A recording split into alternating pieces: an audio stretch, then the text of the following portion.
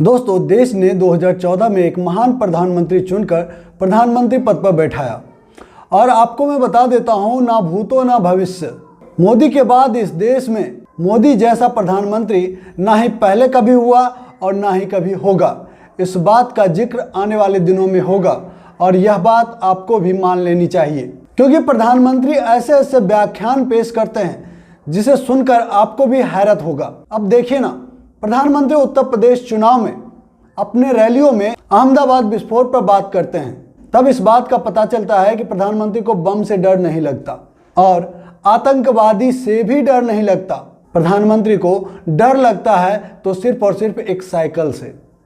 Cycle से क्यों लगता है पता है? क्योंकि साइकिल चुनाव चिन्ह है समाजवादी पार्टी का और इस चुनाव में बीजेपी की अगर सरकार बननी है तो समाजवादी पार्टी को मुंह की खानी होगी।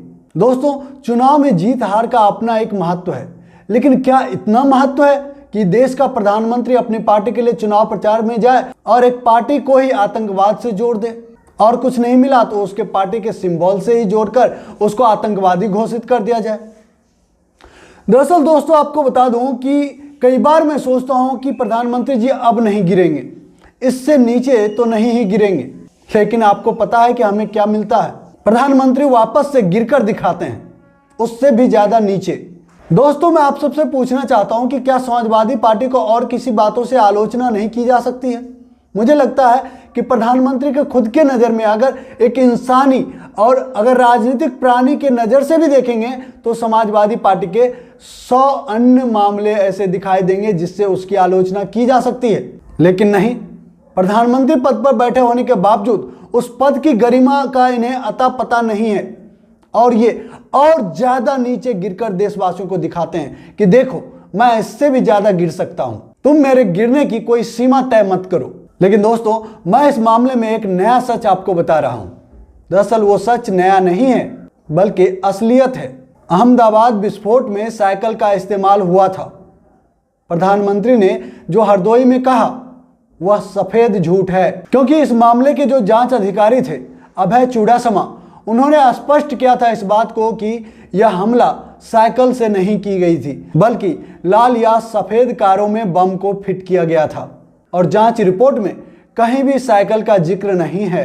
लेकिन चूंकि चुनाव में एक पार्टी का सिंबल, वह भी प्रमुख विपक्षी पार्टी का सिंबल ही साइकिल है, तो प्रधानमंत्री ने लाल और सफेद कारों में फिट किए गए बम को उतारकर साइकिल में फिट कर दिया। वाह वाह मोदी जी वाह! पूरे ब्रह्मांड में एकलौता पीस ही है और वो भी भारत को नसीब हुआ है। क्या कहूं, या तो भगवान की महिमा कहूंगा या फिर भारत के महान जनता की महिमा। और कोई व्यक्ति इतना नीचे तो गिर नहीं सकता। याद है आपको गुजरात चुनाव का वो वक्त जब एक चुनाव प्रचार के दौरान प्रधानमंत्री मोदी ने पूर्व प्रधानमंत्री डॉक्टर मनमोहन सिंह तक को देशद्रोही घोषित कर दिया था। प्रधानमंत्री ने उस चुनावी सभा में कहा था, दिल्ली में पाकिस्तान के आईएसआई के साथ कुछ व्यक्तियों की मीटिंग हुई थी जिसमें मोदी सरकार के तख्तापलट पर बात की गई थी। और उन्होंने यही नहीं रुका, उन्होंने यह भी कहा कि उस बैठक में पूर्व प्रधानमंत्री डॉक्टर मनमोहन सिंह भी थे। और आपको यह भी याद होगा कि प्रधानमंत्री के इसी बयान के बाद कांग्रेस नेता मणिशंकर अय्यर ने उन्हें नीच कहा था, याद है?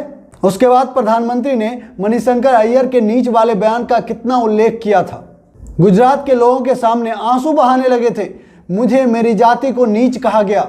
लेकिन दोस्तों, आपको पता है प्रधानमंत्री जिस बातचीत का, जिस मीटिंग का जिक्र कर रहे थे, वो मीटिंग किस चीज पर हुई थी? दरअसल रॉ के पूर्व प्रमुख और पाकिस्तान के आईएसआई के प्रमुख दोनों ने मिलकर एक किताब लिखी थी, the spy Chronicle, raw, ISI and illusion of peace. इसी किताब के विमोचन के मौके पर एक गोष्ठी हुई थी जिसमें देश के कई सारे नेता शामिल हुए थे और उन्हीं में एक डॉक्टर मनमोहन सिंह भी थे। और दोस्तों, सबसे बड़ी बात क्या है पता है? प्रधानमंत्री मोदी को भी ये पता है कि इस तरह के कार्यक्रम होते रहते हैं और ऐसी किताबें भी लिखी जाती रहती है।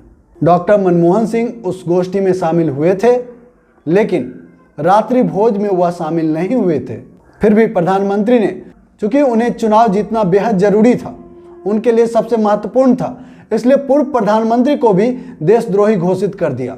लेकिन आपको पता है, जब ये बातें प्रधानमंत्री ने कहा कि दिल्ली में कुछ महानुभाव पाकिस्तानियों के साथ हमारे सरकार के तख्ता पलट की साजिश कर रहे थे, तभी वो तमाम लोग जिन लोगों ने भी इस गोष्ठी में शामिल हुए थे उन्होंने तुरंत इस बात का खंडन किया और उन्होंने सीधा कहा कि इस गोष्ठी में सिर्फ और सिर्फ किताब पर बात की गई, सरकार के बारे में कहीं कोई कुछ भी नहीं कहा। और दोस्तों इसी वक्त तत्कालीन वित्त मंत्री अरुण जेटली ने राज्यसभा में कहा वे डॉक्टर मनमोहन सिंह जी का सम्मान करते हैं और उन्हें देशद्रोही कहे जाने के बारे में कोई सपने में भी नहीं सोच सकता। इसके बाद उन्होंने इस मामले में खेद भी जताया क्योंकि विपक्ष ने इस मामले में व्यापक चर्चा की मांग की थी, लेकिन अरुण जेटली ने मामले का पटाक्षेप खुद सामने आकर उस मामले में खेद प्रकट करके कर दिया। तो दोस्तों ऐसे में जब उत्तर प्रदेश चुनाव में भारतीय जनता पार्टी के हालात खराब हैं और मोदी जी को ये पता है कि योगी नहीं तो मोदी नहीं, उत्तर प्रदेश नहीं तो दिल्ली नहीं, ऐसे में उत्तर प्रदेश हर हाल में मोदी को जीतना बहुत जरूरी है एन केन प्रकारें। तो अगर मोदी इस तरह की हरकत कर रहे हैं तो उत्तर प्रदेश की जनता को भी समझ लेना चाहिए कि ये चुनाव मोदी के लिए कितना महत्वपूर्ण है और यही तो इनकी रणनीति है। पहले बोल देंगे, बाद में माफ़ी मांग लेंगे।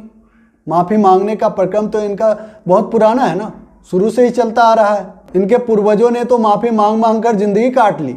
मैं पूछता हूं दोस्तों कि अगर समाजवादी पार्टी से कोई आतंकवाद का लिंक है तो ये तो बहुत मूर्ख सरकार है, इनकी गवर्नेंस तो घटिया लेवल की है, क्योंकि ऐसे व्यक्ति को अपने सामने चुनाव लड़ते देख रहे हैं और चुनाव में जनता के सामने बोलकर क्या प्रूव करना चाहते हैं। राज्य में आपकी सरकार, केंद्र में आपकी सरकार, पूरे संवैधानिक व्यवस्था आपके पास है, आपने बड़ा अच्छा से सबको कंट्रोल भी किया है। इसके बावजूद आप एक राजनीतिक पार्टी जो कि आतंकवादियों से अपना सांठगांठ रखता है उसके बारे में जनसभा में कहना पड़ रहा है, उस पर कोई आप काम नहीं कर रहे हैं, कोई कार्रवाई क्यों नहीं कर रहे हैं। दोस्तों मैं आपको बताऊं ये झूठे तो हैं ही, कायर भी हैं। याद है आपको 20 सैनिकों की शहादत और मात्र 4 दिन बाद ही पीएम द्वारा दिया जाता है चीनी घुसपैठी को नकार देने वाला बयान, जिसका फायदा चीन ने अंतर्राष्ट्रीय स्तर पर भरपूर उठाया। ना कोई घुसा था ना कोई घुसा हुआ है। क्या आज उनका ये बयान आपको असहज नहीं कर देता? दरअसल इनका सारा चुनावी एजेंडा धर्मांध राष्ट्रवाद पर टिका हुआ है और इसके लिए कुछ करने की आवश्यकता नहीं पड़ती। अगर ऐसे में प्रधानमंत्री साइकिल जैसे शानदार सवारी की आलोचना करके एक पार्टी को फंसाने की, उसको आतंकवादी घोषित करने की नाकामयाब कोशिश करते हैं तो क्या गलत करते हैं? इनकी हैसियत ही यही करने की है। अब सोचिए ना जरा, साइकिल कितनी शान की सवारी है, ना उसमें तेल लगता है, ना पेट्रोल लगता है, ना डीजल लगता है, ना कोई खर्चा आता है। जब मर्जी जब बिना कुछ सोचे हुए थोड़ी दूर या ज़्यादा दूर जहाँ जाने की इच्छा हो आप उसका इस्तेमाल करके चल सकते हैं, जा सकते हैं।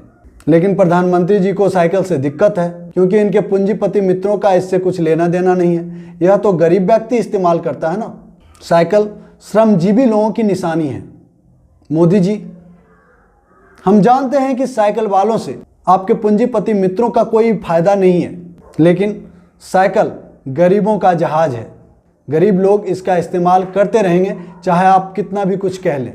उत्तर प्रदेश की जनता ही नहीं पूरे देश की जनता जान चुकी है कि आप एक चुनावी प्राणी हैं, चुनाव जीवी हैं, प्रचार जीवी हैं और अपने चुनाव जीतने के लिए प्रचार के क्रम में किसी भी हद तक गिर सकते हैं। दोस्तों इस टॉपिक पर इतना ही। अगर हमारी ये बातें अच्छी लगी, सच्ची लगी तो वीडियो को लाइक कीजिएगा, शेयर जरूर कीजिएगा। और जो दोस्त पहली बार हमारे चैनल पर, आपसे निवेदन है कि हमारे चैनल को सब्सक्राइब कर लें और घंटी के बटन को जरूर दबा दें ताकि हमारा हर एक वीडियो सबसे पहले आपको मिले। जय हिंद, जय भारत, जय संविधान।